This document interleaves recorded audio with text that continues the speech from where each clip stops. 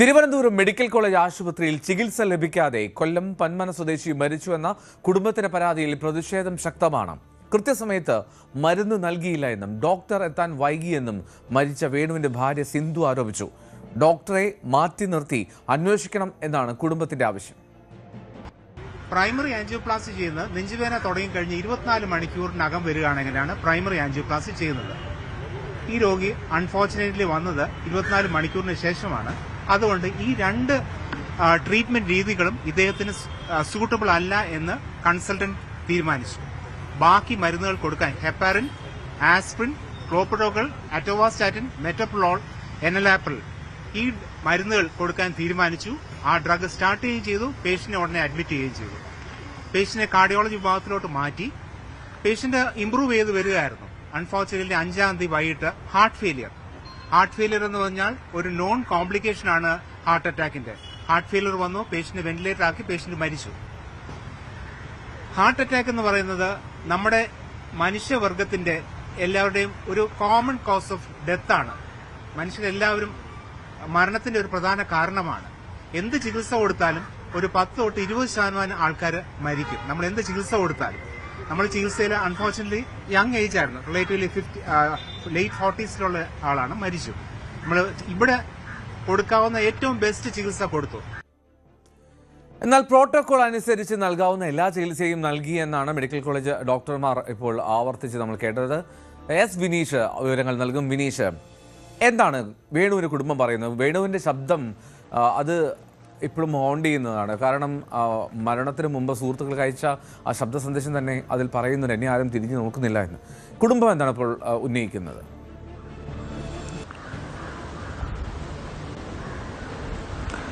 എൽദോ, ആശുപത്രി അധികൃതരുടെ വിശദീകരണങ്ങൾ പൂർണ്ണമായിട്ടും തള്ളിയിരിക്കുകയാണ് കുടുംബം. കാരണം അവർ ഗുരുതരമായിട്ടുള്ള ആരോപണങ്ങളായിരുന്നു തുടക്കം മുതൽ ഉന്നയിച്ചിരുന്നത്. അതിൻ്റെ ഏറ്റവും വലിയ തെളിവുകളായിരുന്നു എൽദോ ഇപ്പോൾ സൂചിപ്പിച്ചതുപോലെയുള്ള ശബ്ദ സന്ദേശം.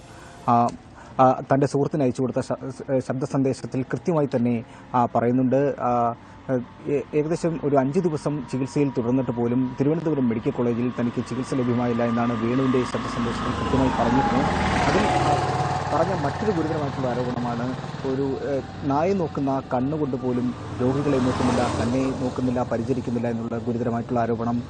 അതുപോലെ തന്നെ ഡോക്ടർമാർ കാര്യമായി നോക്കുന്നില്ല, നഴ്സുമാർ നോക്കുന്നില്ല, വെള്ളക്കുപ്പായമിട്ട മാലാഖമാരെന്ന് പറയുന്നെങ്കിലും അവർ അത്തരത്തിലുള്ള പ്രവൃത്തി ചെയ്യുന്നില്ല എന്നതടക്കം വലിയ രീതിയിലുള്ള ഗുരുതരമായിട്ടുള്ള ആരോപണങ്ങൾ ഉന്നയിക്കുന്ന ഒരു ശബ്ദ സന്ദേശമായിരുന്നു സുഹൃത്തിന് അയച്ചു നൽകിയത്. ബുധനാഴ്ച രാത്രിയിലാണ് വേണു മരണത്തിന് കീഴടങ്ങേണ്ടി വന്നത്. തുടർന്നാണ് ഇതിൻ്റെ ശബ്ദ സന്ദേശമടക്കം വെളിയിൽ വന്നത്. അപ്പോൾ കുടുംബം വലിയ രീതിയിലുള്ള പരാതിയുമായിട്ട് മുന്നോട്ട് വരുന്ന സാഹചര്യമായിരുന്നു ഉണ്ടായത്. മുഖ്യമന്ത്രിക്ക് പരാതി നൽകുന്നു, അതുപോലെ തന്നെ ആരോഗ്യമന്ത്രിക്ക് പരാതി നൽകുന്നു. ഈ പരാതിയുടെ അടിസ്ഥാനത്തിൽ തന്നെ ആരോഗ്യമന്ത്രി കഴിഞ്ഞ ദിവസം വിശദമായിട്ടുള്ള റിപ്പോർട്ട് ആവശ്യപ്പെടുകയും ചെയ്തിരുന്നു. ഇന്ന് അതിൻ്റെ റിപ്പോർട്ട് സമർപ്പിക്കുമെന്നാണ് എൽദോ നമുക്ക് അറിയാൻ കഴിയുന്നത്. പക്ഷേ എന്തായാലും ഈ ശബ്ദ സന്ദേശവുമായി ബന്ധപ്പെട്ട് ആശുപത്രി അധികൃതരിൽ നിന്നുള്ള വിശദീകരണമാണ് നമ്മൾ അല്പസമയം മുന്നേ കേട്ടത്. ഇതിൽ തന്നെ അവർ വേറൊരു കാര്യം വ്യക്തമാക്കുന്നുണ്ട്. ആൻജിയോഗ്രാം ചെയ്യാനായിട്ടാണ് ആശുപത്രിയിലേക്ക് ഈ രോഗിയെ കൊണ്ടുവന്നത്. പക്ഷേ സ്റ്റെപ്പ് ബൈ സ്റ്റെപ്പായിട്ടുള്ള ഈ ഒരു ട്രീറ്റ്മെൻറ്റിൻ്റെ ഭാഗമായിട്ടുള്ള നടപടിക്രമങ്ങളാണ് നടത്തിയത്. തന്നെയല്ല, ഇയാൾക്ക് മുമ്പ് സ്ട്രോക്ക് ഉണ്ടായ രോഗിയാണ്. അപ്പോൾ അങ്ങനെയൊക്കെയുള്ള അതിൻ്റേതായ കൃത്യമായിട്ടുള്ള ഒരു ചികിത്സ ലഭ്യമാക്കി എന്ന് തന്നെയാണ് അവരുടെ ഒരു വിശദീകരണം. പക്ഷേ ഇത് പൂർണ്ണമായും ഈ കുടുംബം നിഷേധിക്കുന്നുണ്ട്. കാരണം അത്തരത്തിലുള്ള വലിയ തെളിവുകളാണ് ശബ്ദ സന്ദേശത്തിൽ പറഞ്ഞിരുന്നത്. ഗുരുതരമായിട്ടുള്ള ആരോപണങ്ങൾ ഇപ്പോഴും കുടുംബം ഉന്നയിക്കുന്നുണ്ട്. കുടുംബം ഉന്നയിക്കുന്ന ഈ പരാതി ഇപ്പോഴും അവർ ഉറച്ചു നിൽക്കുകയാണ്. പക്ഷേ നമുക്ക് സൂചിപ്പിക്കാനുള്ള മറ്റൊരു കാര്യമുണ്ട് എൽദോ. ഇപ്പോൾ നിലവിൽ രാഷ്ട്രീയ സാഹചര്യമുണ്ട്, തിരഞ്ഞെടുപ്പൊക്കെ അടുത്ത് വരുന്ന സാഹചര്യമുണ്ട്. അതുകൊണ്ട് പ്രതിപക്ഷം ഇത് വലിയൊരു ആയുധമാക്കി മാറ്റുന്ന ഒരു സാഹചര്യമുണ്ട്. കാരണം കഴിഞ്ഞ ദിവസം ഇതുമായി ബന്ധപ്പെട്ട് വലിയ രീതിയിലുള്ള പ്രതിഷേധങ്ങൾ ഉണ്ടായിരുന്നു. യൂത്ത് കോൺഗ്രസിൻ്റെ നേതൃത്വത്തിൽ വലിയ രീതിയിൽ പ്രതിഷേധം സൂപ്രണ്ട് ഓഫീസിലേക്ക് നടന്നിരുന്നു. അതുപോലെ തന്നെ കൊല്ലത്ത് പന്മനയിലെല്ലാം പ്രതിഷേധങ്ങൾ നടന്നു. ദേശീയപാത ഉപരോധിച്ചുകൊണ്ടുള്ള പ്രതിഷേധമുണ്ട്. ഫ്ലെക്സ് ബോർഡിലേക്ക്, ആരോഗ്യമന്ത്രിയുടെ ഫ്ലെക്സ് ബോർഡിലേക്ക് കരിയോയിൽ ഒഴിച്ചുകൊണ്ടുള്ള പ്രതിഷേധം, അങ്ങനെ വലിയ രീതിയിലുള്ള പ്രതിഷേധങ്ങൾക്ക് ഈ ഒരു സംഭവം വഴിവെച്ചിരിക്കുകയാണ്. ഇന്ന് പന്മനയിലുള്ള ഈ വേണുവിൻ്റെ വീട്ടിൽ രമേശ് ചെന്നിത്തല അടക്കമുള്ള കോൺഗ്രസ് നേതാക്കൾ എത്തിയിരുന്നു. അതുപോലെ തന്നെ ഈ ആരോഗ്യമന്ത്രി രാജിവെക്കണമെന്നും ആരോഗ്യ വിഭാഗത്തിലുണ്ടായ വീഴ്ച ചൂണ്ടിക്കാട്ടിക്കൊണ്ട് ഗുരുതരമായിട്ടുള്ള ആരോപണങ്ങൾ ഉന്നയിച്ചിരുന്നു. അതുപോലെ തന്നെ കൊല്ലത്തുള്ള PC വിശ്വനാഥ് MLA ഇതുമായി ബന്ധപ്പെട്ട് ആരോപണം ഉന്നയിച്ചു. അതായത് ആരോഗ്യ ആരോഗ്യമന്ത്രി കഴിഞ്ഞ ദിവസം തന്നെ ഈ വിശദമായിട്ടുള്ള ഒരു റിപ്പോർട്ട് ആവശ്യപ്പെട്ടുകൊണ്ട് ഉത്തരവിട്ടിരുന്നു. പക്ഷേ പി.സി. വിശ്വനാഥ് പറയുന്നത് ഇതെല്ലാം ജനങ്ങളുടെ മുന്നിൽ പൊടിയിടാൻ വേണ്ടിയുള്ള തന്ത്രമാണ്. എന്ത് ആരോഗ്യ മേഖലയിലുണ്ട എന്ത് വീഴ്ചകളുണ്ടായാലും മന്ത്രി ഇത് തന്നെയാണ് പറയുന്നത്. ഇതെല്ലാം ശരിക്കും പൊതുസമൂഹത്തോടുള്ള വെല്ലുവിളിയാണ് എന്നതടക്കമുള്ള ഗുരുതരമായിട്ടുള്ള ആരോപണങ്ങൾ ഉന്നയിക്കുന്ന സാഹചര്യമുണ്ട്. എന്തായാലും ഇതുമായി ബന്ധപ്പെട്ട് നിയമ നടപടിയുമായിട്ട് മുന്നോട്ട് പോകാൻ തന്നെയാണ് കുടുംബത്തിൻ്റെ ഒരു തീരുമാനം. കാരണം ഇന്നലെയായിരുന്നു ഈ സംസ്കാര ചടങ്ങുകളെല്ലാം നടന്നത്. ശരിക്കും മരണം നടന്നൊരു വീടാണ്. അവർക്ക് ഈ ഒരു മരണാനന്തര കാര്യങ്ങളെല്ലാം ചെയ്തതിന് ശേഷമായിരിക്കും കൂടുതൽ നിയമ നടപടിയിലേക്ക് അവർ ഇറങ്ങുക. എന്തോ ആ ഡോക്ടർമാർ വിശദീകരിച്ചപ്പോൾ പറഞ്ഞതുപോലെ തന്നെ റിലേറ്റീവ്ലി യങ്ങായിരുന്നു, ചെറുപ്പമാണ് അദ്ദേഹം. എന്നിട്ടും അങ്ങനൊരു മരണം സംഭവിച്ചു എന്നുള്ളതാണ്. അതിൽ പല കാരണങ്ങൾ അവർ നിരത്തുന്നുവെങ്കിൽ പോലും ഒരു കുടുംബത്തിൻ്റെ ആശങ്ക, ഒരു ചികിത്സ തേടി അത് മെഡിക്കൽ കോളേജിലെത്തുന്ന ഒരു സാധാരണക്കാരായിട്ടുള്ള കുടുംബത്തിൻ്റെ ആശങ്കയാണല്ലോ ഇവിടെ പ്രധാനപ്പെട്ട പ്രശ്നം. അവിടെ ആ രോഗി തന്നെ അദ്ദേഹം തന്നെ സുഹൃത്തുക്കൾക്ക് അയച്ച ശബ്ദ സന്ദേശത്തിൽ പറയുന്നുണ്ട് വളരെ കൃത്യമായി ആരും തിരിഞ്ഞു നോക്കുന്നില്ല എന്നുള്ളത്. പക്ഷേ ഡോക്ടർമാർ പറയുന്നത് മറ്റൊന്നാണ്, വളരെ കൃത്യമായി ചികിത്സ നൽകിയിരുന്നു, 5-ാം ദിവസമാണ് ഇത്തരത്തിൽ സംഭവിക്കുന്നത് എന്നൊക്കെ. ആ ഡോക്ടർ ആദ്യം സൂചിപ്പിച്ചതുപോലെ ഈ 24 മണിക്കൂർ സമയം അത് കഴിഞ്ഞിട്ടാണോ ഈ വേണുവിനെ എത്തിച്ചിരുന്നത്? അത്തരത്തിൽ എന്തെങ്കിലും വീഴ്ച അല്ലെങ്കിൽ അറിഞ്ഞോ അറിയാതെയോ സംഭവിച്ചു പോയിരുന്നോ ആശുപത്രി എത്തിക്കുന്നതിന് മുമ്പ്? അത്തരത്തിൽ എന്തെങ്കിലും വിവരങ്ങൾ പങ്കുവയ്ക്കുന്നുണ്ടോ ബന്ധുക്കൾ?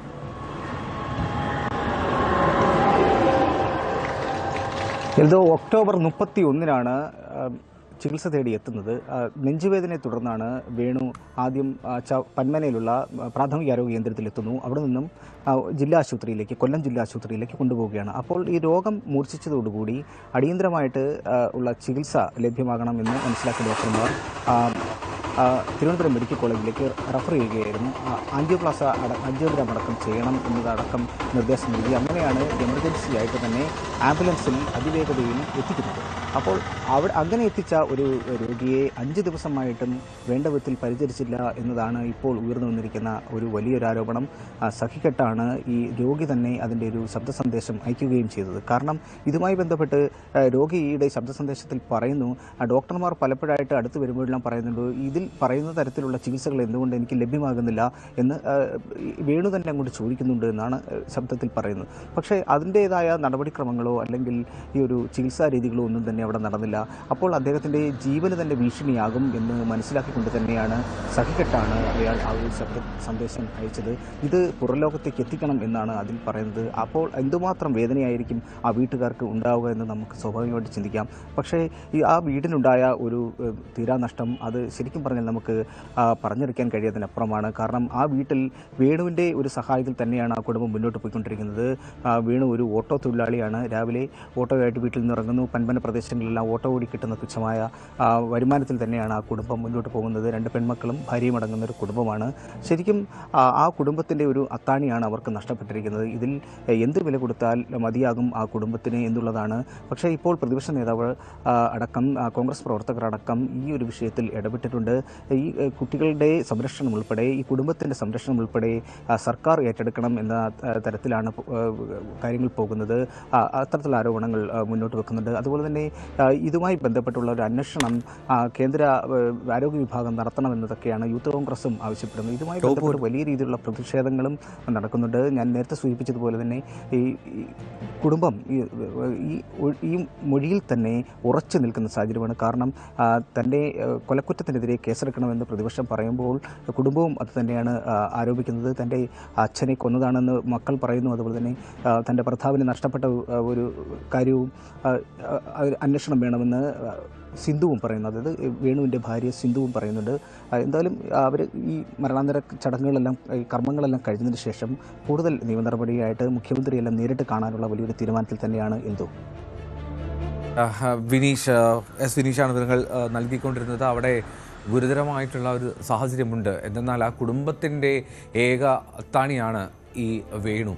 ആ വേണുവിൻ്റെ മരണത്തിൽ അവിടെ ഒരു ചികിത്സാ പിഴവുണ്ടായിട്ടുണ്ടെങ്കിൽ അതും കൃത്യമായി അഡ്രസ്സ് ചെയ്യപ്പെടേണ്ടതാണ്. അവിടെ വീഴ്ച പറ്റിയെങ്കിൽ ആ ഡോക്ടറെ മാറ്റി നിർത്തിയുള്ള അന്വേഷണം സ്വാഗതം ചെയ്യട്ടെ മെഡിക്കൽ കോളേജ് എന്നുള്ളതാണ് സാധാരണക്കാർ ആവശ്യപ്പെടുക.